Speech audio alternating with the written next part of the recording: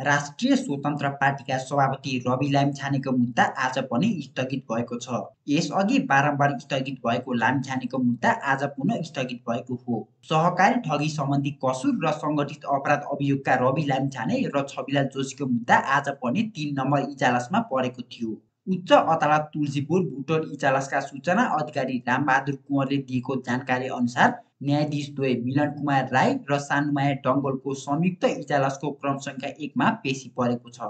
यसअघि यही मङ्सिर 4 गते पनि यही इजलासमा क्रम सङ्ख्या 1 मा नै पेशी परेको थियो।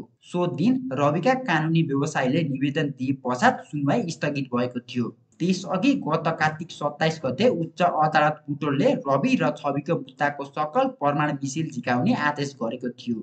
कार्तिक 20 मा पनि न्यायाधीश द्वय आचार्य र अर्यालको इजलासमा पेशी परेको थियो। सो इजलासले रूपन्देही जिल्ला अदालतबाट मूल मुद्दाको मिसिल झिकाउने आदेश गरेको थियो र मिसिल प्राप्त भएपछि कार्तिक 27 मा अर्को पेशी तोकिएको थियो। असोज 30 गते सहकारी ठगी मुद्दामा बिगो बमोजिमको रकम बुझाएर थुना बाहिर रहेर मुद्दा लड्न पाउनुपर्ने लामिछाने र जोशीको मुद्दाको फाइल एकसाथ पेश गर्न उच्च अदालत तुल्सीपुर बुटोल इजलासले आदेश गरेको थियो। उच्च अदालतका न्यायाधीशहरू मिलन कुमार राई र ओमप्रकाश अर्यालको संयुक्त इजलासले लामिछाने र जोशीको मुद्दा एउटै प्रकृतिको भएकाले दुवै फाइल एकसाथ राख्न आदेश गरेको थियो। सहकारी ठगीमा आफ्नो संलग्नता नभएको बताउँदै आएका रविले आफ्नो भागको बिगो बराबरको जमानत लिएर रिहा गर्न माग गर्दै जिल्ला अदालत रूपन्देहीमा 19 साउनमा निवेदन दिएका थिए। सुप्रिम सहकारीको सामूहिक बिगो 10 करोड 99 लाख 36 हजारको 4 भागको 1 भाग अर्थात् 2 करोड 74 लाख 84 हजार बराबरको बैंक जमानत उनले निवेदन दिएका थिए।